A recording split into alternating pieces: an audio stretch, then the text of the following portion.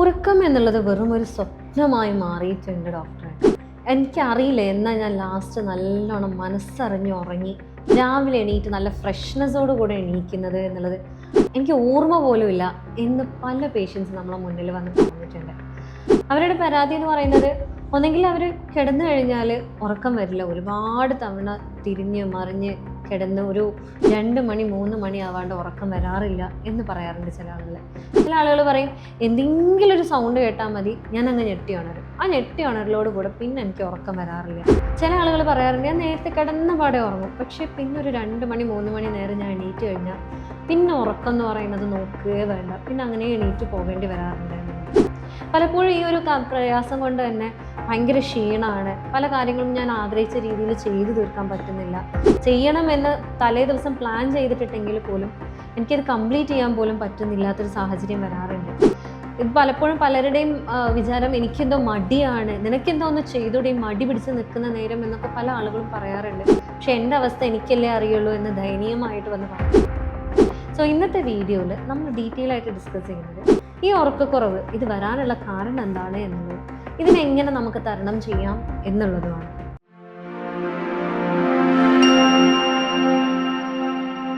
ഞാൻ doctor Hiba Abdul Majeed, doctor Hiba സറോവിയ, Perinthalmanna, Malappuram ജില്ല. പലപ്പോഴും പല ആളുകൾ ഇതിന് വേണ്ടിയിട്ട് ഒരുപാട് മരുന്നെടുത്തിട്ടുണ്ടാവും, കുറേ ഡോക്ടേഴ്സിനെ കാണിച്ചിട്ടുണ്ടാവും, പല രീതിയിലുള്ള ചായകൾ ഉണ്ടാക്കി കുടിച്ചിട്ടുണ്ടാവും, പല ഓൺലൈനിൽ കാണാവുന്ന എല്ലാ രീതിയിലുള്ള തെറാപ്പികളും അല്ലെങ്കിൽ ടെക്നിക്സൊക്കെ യൂസ് ചെയ്തിട്ടുണ്ടാവും. ചില ആളുകളൊന്ന് പറയാറുണ്ട് ഞാൻ 100 മുതൽ 1 അല്ല 1000 മുതൽ 1 വരെ എണ്ണീയിട്ടുണ്ട്, എന്നിട്ട് പോലും ഞാൻ ഉറങ്ങിയിട്ടില്ലാത്ത ദിവസങ്ങളുണ്ട് ഡോക്ടറെ. എനിക്കറിയില്ല, ഇത് ഉറക്കമില്ലാത്തതുകൊണ്ട് തന്നെ പിറ്റത്തെ ദിവസം എനിക്ക് ചിലപ്പോൾ ദേഷ്യമാണ്, ആരെന്ത് പറഞ്ഞാലും ദേഷ്യമാണ്, അതിനോട് എങ്ങനെ റിയാക്ട് ചെയ്യണമെന്ന് പോലും അറിയാത്തൊരു സാഹചര്യം വരാറുണ്ട് എന്നുള്ളത്. അപ്പോൾ ഉറക്കക്കുറവ് എന്ന് പറയുന്നത് ആക്ച്വലി എന്താണ്? ഈ ഇൻസോംനിയ എന്ന് പറയുന്നത് അതെപ്പോഴാണ് നമ്മൾ മരുന്നെടുക്കേണ്ട ഒരു അവസ്ഥയിലേക്ക് പോകുന്നത്, അതിലെന്തൊക്കെയാണ് നമ്മൾ ശ്രദ്ധിക്കേണ്ടത്, ഏത് ടൈമിലാണ് നമ്മൾ ഈ ഒരു മരുന്നെടുക്കണം എന്നുള്ള സാഹചര്യം നിർബന്ധമാകുന്നത് എന്നുള്ളതൊക്കെയാണ് നമ്മൾ ഈ വീഡിയോയിൽ ഡിസ്കസ് ചെയ്യുന്നത്. അപ്പോൾ ഉറക്കക്കുറവിന് പ്രധാനമായിട്ടും പല കാരണങ്ങളുണ്ട്. പ്രൈമറി ആയിട്ടുള്ള ഉറക്കക്കുറവുണ്ട്, സെക്കൻഡറി ആയിട്ട് ഉറക്കക്കുറവുണ്ട്. പ്രൈമറി എന്ന് പറഞ്ഞാൽ പ്രത്യേകിച്ച് കാരണങ്ങളൊന്നുമില്ല, ഒരു ദിവസം അങ്ങനെ ഒരു ഉറക്കക്കുറവ് വന്നു, പിറ്റത്തെ ദിവസം നിങ്ങൾ ഓക്കെ ആവുന്നുണ്ട്. സെക്കൻഡറി എന്ന് പറഞ്ഞു കഴിഞ്ഞാൽ പല ഇൻബിൽഡ് ആയിട്ടുള്ള അല്ലെങ്കിൽ നിങ്ങളുടെ ശരീരത്തിൽ തന്നെ ശാരീരികമായിട്ടോ മാനസികമായിട്ടുള്ള കാരണത്താലാണ് ഈ ഒരു ഉറക്കക്കുറവ് വരുന്നത് എന്നുള്ളതാണ്. അപ്പം പ്രധാനമായിട്ടും പറയുകയാണെന്നുണ്ടെങ്കിൽ ഇതിലെ വലിയ വില്ലൻ എന്ന് പറയുന്നത് നമ്മളെ മനസ്സ് തന്നെയാണ്.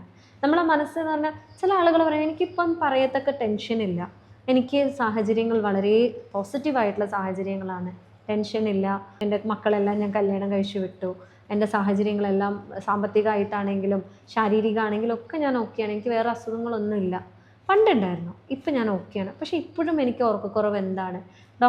പല ഡോക്ടർമാർ ഞാൻ പറഞ്ഞു കേട്ടിട്ടുണ്ട് സ്ട്രെസ്സ് കാരണമാണ്. സ്ട്രെസ്സ് ഉണ്ടായിരുന്നു പക്ഷെ ഇപ്പം ഇല്ലല്ലോ, പിന്നെ എന്തിനാ ഇപ്പോഴും എനിക്ക് ഉറക്കക്കുറവ് വരുന്നത് എന്നുള്ളത്. പക്ഷെ നിങ്ങൾ മനസ്സിലാക്കേണ്ട ഒരു കാര്യം എന്താണെന്ന് വെച്ചാൽ നമ്മുടെ ശരീരത്തിൽ നമ്മൾ ഓരോ തവണയും സ്ട്രെസ്സിലൂടെ കടന്നു പോകുമ്പോൾ നമ്മുടെ ശരീരത്തിൽ പല രീതിയിലുള്ള മാറ്റങ്ങൾ വരുന്നുണ്ട്. അതായത് നമ്മുടെ ശരീരത്തിൽ പല രീതിയിലുള്ള ഹോർമോണൽ പ്രൊഡക്ഷൻസ് വരുന്നുണ്ട്. ഈ ഹോർമോൺ വ്യത്യാസം വരുന്ന സമയത്ത് ഇത് പലപ്പോഴും സ്ട്രെസ് ഹോർമോൺ എന്ന് പറയുന്നത് കോർട്ടിസോളാണ്. നമ്മൾ പേടിക്കുന്ന ടൈമിൽ ഇതിൻ്റെ കൂടെ അഡ്രിനാലിനും കൂടെ വരാറുണ്ട്. ഇത് കോമ്പിനേഷൻ കൂടിക്കഴിഞ്ഞാൽ നമ്മുടെ ശരീരത്തിൽ പല രീതിയിലുള്ള നീർക്കെട്ടുകളും പല രീതിയിലുള്ള രോഗങ്ങൾ ഉണ്ടാക്കാനുള്ള ചാൻസസ് കൂടുതലാണ്.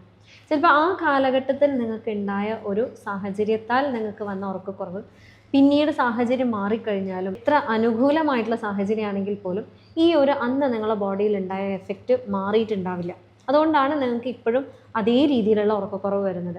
മുതിർന്ന ആളുകളുടെ കേസ് എടുക്കുകയാണെന്നുണ്ടെങ്കിൽ ഈ ഉറക്കക്കുറവ് വരാൻ പ്രത്യേകിച്ച് വലിയ കാരണങ്ങളൊന്നും വേണ്ട. ഫാമിലിയിൽ ഒരു അടി ഉണ്ടായാൽ മതി, വൈഫുമായിട്ട് എന്തെങ്കിലും പ്രശ്നം അല്ലെങ്കിൽ ഹസ്ബൻഡുമായിട്ട് എന്തെങ്കിലും ഒരു പ്രശ്നം ഉണ്ടായാൽ മതി, മക്കൾ കാര്യത്തിൽ എന്തെങ്കിലും ടെൻഷൻസ് ഉണ്ടായ മാതാപിതാക്കൾക്ക് ഉണ്ടാകാം, അതേപോലെ അവരുടെ ഓഫീസിലോ അല്ലെങ്കിൽ അവരുടെ വർക്ക് സ്പേസിൽ ഉണ്ടാകുന്ന ഇഷ്യൂസ് കാരണമാവാം, അല്ലെങ്കിൽ ഫിനാൻഷ്യൽ ആയിട്ടുള്ള ഇഷ്യൂസ് കാരണമാവാം. ഇങ്ങനെ പോകുന്ന എല്ലാ കാരണത്താലും ആലോചിച്ച് ഓവർ തിങ്ക് ചെയ്ത് കാട് കയറി ചിന്തിച്ചെത്തുന്ന ഒരു സ്ഥലത്താണ് ഈ ഉറക്കക്കുറവ് എന്ന് പറയുന്നത്. ചില കേസുകളിൽ ഉണ്ടാവാറുണ്ട് പ്രണയനൈരാശ്യം കാരണം ഒരുപാട് കാലമായിട്ട് ഉറങ്ങാത്ത ആളുകളുണ്ട്. അപ്പം അതേപോലെ ചില കേസുകളിൽ എന്തെങ്കിലും ട്രോമാറ്റിക് ആയിട്ടുള്ള എക്സ്പീരിയൻസസ് ഉള്ള ആളുകൾ, അതായത് ചിലപ്പം അത്രയും വേണ്ടപ്പെട്ട ഒരാൾ വേർപെട്ടതാവാം, അല്ലെങ്കിൽ മരണമാവാം, അല്ലെങ്കിൽ എപ്പോഴെങ്കിലും അബ്യൂസ് ചെയ്തതാവാം, അത് ഫിസിക്കലാവാം, മെൻ്റൽ അബ്യൂസ് ആവാം, ഇതൊക്കെ ഇതിലൊരു കാരണമാണ്. ബലാത്സംഗം ചെയ്യപ്പെട്ട ഒരു സ്ത്രീ ആവാം. അതല്ലാന്നാണെന്നുണ്ടെങ്കിൽ അവരുടെ ലൈഫിലുണ്ടായ എന്തെങ്കിലും ഒരു ആക്സിഡൻ്റ് ആവാം, അത് അവർ അത്രയും പേടിച്ചു പോയി അതിന് ശേഷം അവരുടെ എല്ലാം ഫുൾ ബോഡി ഫങ്ഷൻസ് തന്നെ തല കുത്തനെയാണ്, ബാക്കി എല്ലാം റെഡി ആയെങ്കിലും ചില കേസുകളിൽ ഉറക്കം റെഡി ആവാറില്ല എന്ന് പറയുന്ന ഹിസ്റ്ററികൾ ഉണ്ടായിട്ടുണ്ട്. അപ്പോൾ നമ്മൾ നോട്ടീസ് ചെയ്തിട്ടുള്ള എന്താണെന്ന് വെച്ചാൽ ഒരു പരിധി വരെ ഈ ഉറക്കക്കുറവ് എന്ന് പറയുന്നത് മൈൻഡിലാണ് കളിക്കുന്നത്. ചില കേസുകളിൽ മെഡിസിൻ അത്യാവശ്യമാണ്.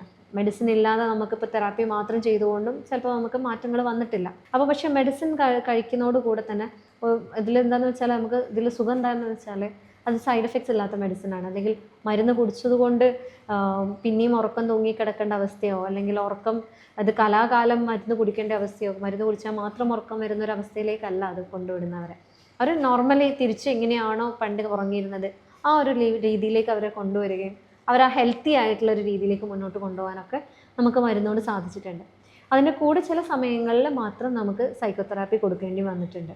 മൈൻഡിൻ്റെ കേസ് പറയുകയാണെങ്കിൽ അങ്ങനെയാണ്. അതേപോലെ ചില ആളുകളുണ്ട് ഉറക്കം ഓൾറെഡി ഇല്ല, അപ്പോൾ പിന്നെ ആദ്യമാണ്, രാത്രി ആകുമ്പോഴേക്കും ആദ്യമാണ് ഇന്ന് ഞാൻ ഉറങ്ങുമോ, കുറച്ചുകൂടി ഇന്ന് ഞാൻ ഉറങ്ങുമോ, ഉറക്കം എന്താ വരാത്തെ, ഉറക്കം ഉറക്കം ഉറക്കം ഉറക്കം ഇപ്പോൾ വരുമോ, കുറച്ച് കഴിഞ്ഞാൽ വരുമോ, ഇന്നലെ ഉറങ്ങിയില്ല നാളെ ഉറങ്ങൂലേ, നാളത്തേക്ക് എനിക്ക് പരിപാടിയുണ്ട്, ഇപ്പോൾ ഉറങ്ങിയില്ലെങ്കിൽ നാളത്തേക്ക് രാവിലത്തെ പരിപാടി ഫുൾ ക്യാൻസലാവും, അതാവും ഇതാവും, ഇങ്ങനെ ആദ്യം കയറി കഴിഞ്ഞാൽ എല്ലാം ഉറക്കം കൂടെ ഇല്ലാണ്ടാവും. ഉറക്കം എന്ന് പറയുന്നത് ഏതെങ്കിലും ഭാഗത്ത് കൂടെ വരണം എന്ന് വിചാരിച്ചതും കൂടെ നമ്മൾ പറഞ്ഞയക്കുകയാണ്. കാരണം പിന്നെ മൈൻഡ് ഓണായി. നമ്മളെ മൈൻഡ് എന്ന് പറഞ്ഞു കഴിഞ്ഞാൽ പിന്നെ നമ്മൾ ചിന്ത ഇട്ടെടുത്തു, ഓക്കെ നെഗറ്റീവായിട്ട് ചിന്തിച്ചോളൂ, അപ്പം ഇനി കാട് കയറി ആവശ്യമില്ലാത്ത എല്ലാം നിങ്ങൾ സ്റ്റാർട്ട് ചെയ്തോളൂ എന്നുള്ള രീതിയിൽ നമ്മളവിടെ ഇട്ടുകൊടുത്ത്.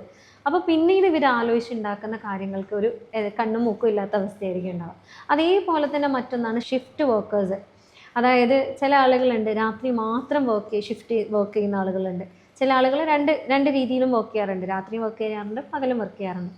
ഈ രാത്രി മാത്രം വർക്ക് ചെയ്യുന്ന ആളുകളിൽ നമ്മളുടെ ബോഡിയിൽ തന്നെ ഉള്ളൊരു ഇൻബിൽഡ് ആയിട്ടുള്ളൊരു സൈക്കിളുണ്ട്, സിർക്കാഡിയൻ റിതം എന്ന് പറയും.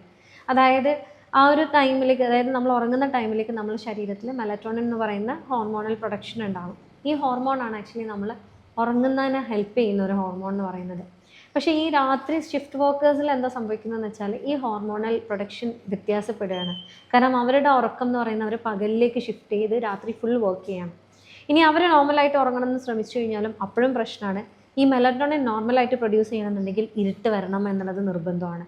അപ്പോൾ ഈ പകൽ ഉറങ്ങാൻ പറ്റാത്ത സാഹചര്യം വരുന്ന ആളുകൾക്ക് പൊതുവേ ഇതൊരു വലിയ ചാലഞ്ചായിട്ട് മാറാറുണ്ട്. അതേപോലെ മറ്റൊരു റീസണാണ്, പാർട്ട്ണർ നന്നായിട്ട് കൂർക്കം വലിക്കുന്ന ഒരാളാണെന്നുണ്ടെങ്കിൽ പൊതുവേ അവരുടെ പാർട്ട്ണറിന് ഉറക്കം വരാതിരിക്കാറുണ്ട്. കാരണം അതിൽ ഇടയ്ക്കുണ്ടാകുന്ന വേരിയേഷൻസോ അല്ലെങ്കിൽ ഞെട്ടിക്കുന്ന സൗണ്ടുകളൊക്കെ കേൾക്കുമ്പോൾ, പ്രത്യേകിച്ച് ഒരു ലൈറ്റ് സ്ലീപ്പറാണ്, പെട്ടെന്ന് എന്തെങ്കിലും ഒരു സൗണ്ട് കേൾക്കുമ്പോഴേക്കും ഉണരുന്ന ഒരാളാണെന്നുണ്ടെങ്കിൽ അത് മതിയാവും അവരുടെ ഉറക്കം കംപ്ലീറ്റ് ആയിട്ട് ഇല്ലാണ്ടാവാൻ.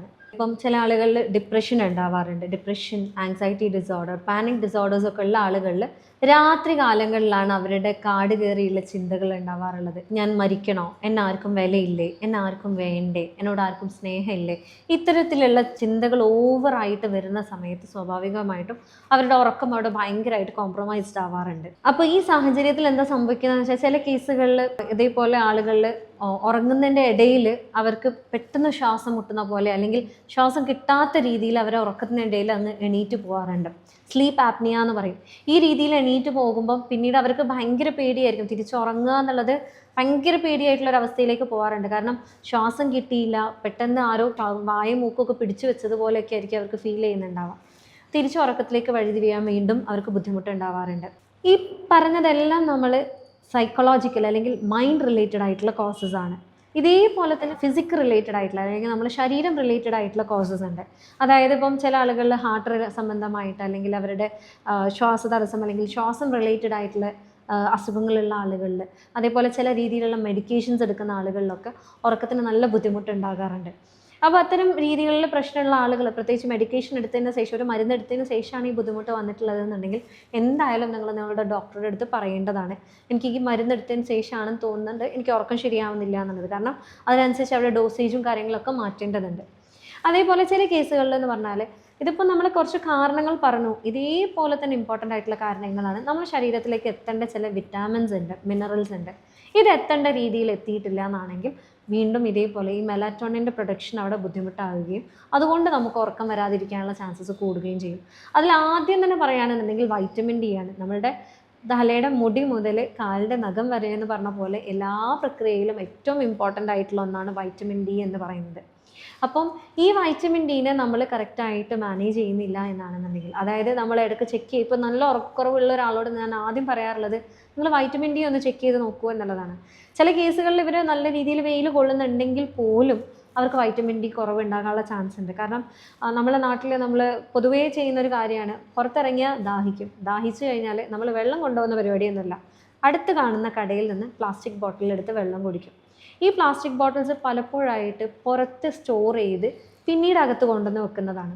സ്വാഭാവികമായിട്ടും ഈ വൺ ടൈം പ്ലാസ്റ്റിക്സിൻ്റെ ഉള്ളിൽ ഉണ്ടാകുന്ന ചില അംശങ്ങൾ ഈ വെള്ളത്തിലേക്ക് ഈ വെയിൽ കൊള്ളുന്നതോടുകൂടെ ഇറങ്ങുന്നുണ്ട്. ഇത് നമ്മൾ കുടിക്കുന്നതോടുകൂടെ നമ്മളുടെ ലിവറിലാണ് ശരിക്കും നമ്മൾ വെയിൽ കൊണ്ടു കഴിഞ്ഞാൽ ആ ഒരു വൈറ്റമിൻ ഡിനെ നമ്മുടെ ശരീരത്തിലേക്ക് പ്രോസസ്സ് ചെയ്യാൻ പറ്റുന്ന രീതിയിലേക്ക് മാറ്റിയെടുക്കുന്നത്. പക്ഷേ ഈ വെള്ളം കുടിക്കുന്നതോടുകൂടെ ഈ ലിവറിൽ ഉണ്ടാകുന്ന ഈ ഒരു പ്രോസസ്സിങ്ങിനെ ഇത് ഇല്ലായ്മ ചെയ്യുകയും നമ്മൾ വെയിൽ കുറേ കൊള്ളുന്നുണ്ട്, പക്ഷേ നമ്മുടെ ശരീരത്തിലേക്ക് വൈറ്റമിൻ ഡി യൂസ് ചെയ്യാൻ പറ്റുന്ന രീതിയിലേക്ക് എത്തുന്നില്ല എന്നുള്ളതാണ് സംഭവിക്കുന്നത്. അപ്പോൾ എപ്പോഴും വൈറ്റമിൻ ഡി ആണ് ഫസ്റ്റ് നിങ്ങൾ ചെക്ക് ചെയ്യേണ്ടത്. അതേപോലെ തന്നെയാണ് വൈറ്റമിൻ B6 കുറവാണെന്നുണ്ടെങ്കിൽ നമുക്ക് ഈ ഒരു പ്രശ്നം വരാറുണ്ട്. കാരണം എന്താണെന്ന് വെച്ചാൽ വൈറ്റമിൻ B6 നമ്മുടെ മൈൻഡ് റിലേറ്റഡ് ആയിട്ടുള്ള ഈ ഒരു ഡിപ്രഷൻ അല്ലെങ്കിൽ ആ ഒരു രീതിയിലുള്ള പ്രശ്നങ്ങളൊക്കെ കുറേയൊക്കെ കൺട്രോൾ ചെയ്ത് നമ്മുടെ മൈൻഡ് ഒന്നും കൂടെ സൂതൻ ചെയ്യാനും റിലാക്സ് ചെയ്യാനും ഹെൽപ്പ് ചെയ്യുന്ന ഒന്നാണ് വൈറ്റമിൻ B6 എന്ന് പറയുന്നത്. അതേപോലെ വൈറ്റമിൻ B12 അത് ഡയറക്റ്റ്ലി റിലേഷനാണ് നമ്മളുടെ ഡിപ്രഷനൊക്കെ ആയിട്ട്. അപ്പം വൈറ്റമിൻ B12 ചില സമയത്ത് നമ്മൾ ചെക്ക് ചെയ്യാൻ പറയാറുണ്ട്. കാരണം ഭയങ്കര ഇഷ്യൂ ഉണ്ട് ഡിപ്രഷൻ, അതിൻ്റെ കൂടെ ആൻസൈറ്റി ഡിസോർഡേഴ്സ് ഒക്കെ ഉണ്ടെന്നുണ്ടെങ്കിൽ എപ്പോഴും വൈറ്റമിൻ B12 നമ്മൾ അതിൻ്റെ കൂടെ ചെക്ക് ചെയ്യാൻ പറയാറുണ്ട്.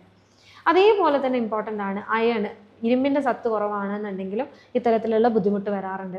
അത് മാത്രമല്ല മാഗ്നീഷ്യത്തിൻ്റെ കുറവുണ്ടെങ്കിലും ഉറക്കക്കുറവ് വരാനുള്ള ചാൻസസ് വളരെ കൂടുതലാണ്. നിങ്ങൾ തന്നെ കണ്ടിട്ടുണ്ടാവും പല ആളുകളും പറയുന്നത് മാഗ്നീഷ്യത്തിൻ്റെ സപ്ലിമെൻ്റ് എടുത്തതിന് ശേഷമാണ് ഞാൻ ബെറ്ററായി എന്നൊക്കെ.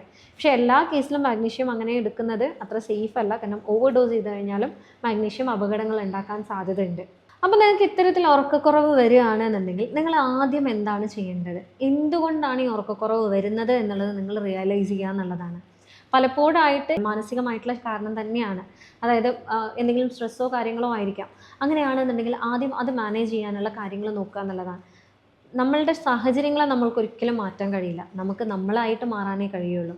നമ്മളെ സാഹചര്യം മാറിയിട്ട് ഞാനൊന്ന് നന്നായിട്ട് ഉറങ്ങട്ടെ എന്ന് പറഞ്ഞു കഴിഞ്ഞാൽ ആ ഉറക്കം ഈ ജന്മത്തിൽ ഉണ്ടാവില്ല. കാരണം ഒരു സാഹചര്യം കഴിഞ്ഞാൽ അടുത്ത സാഹചര്യം വരും, അടുത്ത ടെൻഷൻ വരും.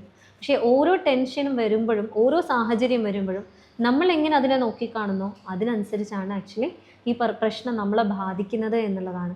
ചില കാര്യങ്ങളുണ്ട് നമുക്കൊരിക്കലും അതിൽ ഒന്നും ചെയ്യാൻ കഴിയില്ല. ചില മരണങ്ങൾ അല്ലെങ്കിൽ ചില അബ്യൂസുകൾ, ചില ടെൻഷനുകൾ നമുക്കൊരിക്കലും ഒഴിച്ചുകൂടാൻ പറ്റാത്തതാണ്. നമ്മൾ എത്ര വേണ്ടാന്ന് പറഞ്ഞു കഴിഞ്ഞാലും നമ്മൾക്ക് അതിൻ്റെ ഉള്ളിൽ നിന്ന് ഒറ്റയ്ക്ക് പുറത്ത് വരാൻ ഭയങ്കര ബുദ്ധിമുട്ടുണ്ടാകും.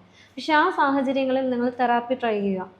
തെറാപ്പി ട്രൈ ചെയ്തിട്ടും മാറ്റമില്ല, നിങ്ങൾക്ക് സൈക്കോളജിസ്റ്റിൻ്റെ അടുത്ത് പോയി അല്ലെങ്കിൽ നിങ്ങളുടെ സൈക്കോതെറാപ്പിസ്റ്റിൻ്റെ അടുത്ത് പോയി ഇതൊന്നും ചെയ്തിട്ട് നിങ്ങൾക്കത് ഓക്കെ ആയിട്ടില്ല എന്നാണെന്നുണ്ടെങ്കിൽ നിങ്ങൾ എൻ്റെ അടുത്തേക്ക് വരൂ. ഞാനതാണ് പറയുക. കാരണം എന്താണെന്ന് വെച്ചാൽ ഏറ്റവും സിമ്പിളായിട്ട് ഒരു പാർശ്വഫലങ്ങളും ഇല്ലാണ്ട് നിങ്ങൾക്ക് നല്ല രീതിയിൽ നിങ്ങളെ മാറ്റിയെടുക്കാൻ പറ്റുന്ന ഒരവസ്ഥയിലേക്ക് നമുക്ക് എത്തിക്കാൻ കഴിയും. സോ ഇതിൽ പറയാനുള്ള എന്താണെന്ന് വെച്ചാൽ നിങ്ങൾ എന്ത് ബുദ്ധിമുട്ടുണ്ടെങ്കിലും, പ്രത്യേകിച്ച് ഉറക്കം എന്നുള്ളത് മോർ ദാൻ 2 or 3 days ആ ഒരു ഉറക്കക്കുറവ് വരികയാണെന്നുണ്ടെങ്കിൽ നിങ്ങൾ നിർബന്ധമായിട്ടൊരു ഡോക്ടറെ കാണിക്കണം എന്നുള്ളതാണ് എനിക്ക് പറയാനുള്ളത്. കാരണം എന്താണെന്ന് വെച്ചാൽ ഇത് നിൽക്കും തോറും നിങ്ങളുടെ ഷുഗർ അടക്കം കൂടാനുള്ള ചാൻസ്, പ്രഷർ കൂടാനുള്ള ചാൻസ്, നിങ്ങൾക്ക് ശാരീരികമായിട്ട് മറ്റ് പ്രശ്നങ്ങൾ ഉണ്ടാകാനുള്ള ചാൻസ്. കാരണം നമ്മുടെ ശരീരത്തിലെ വേസ്റ്റ് പ്രോഡക്റ്റിനെ കളയാനുള്ളൊരു മാർഗ്ഗമാണ് ആക്ച്വലി ഉറക്കം എന്ന് പറയുന്നത്.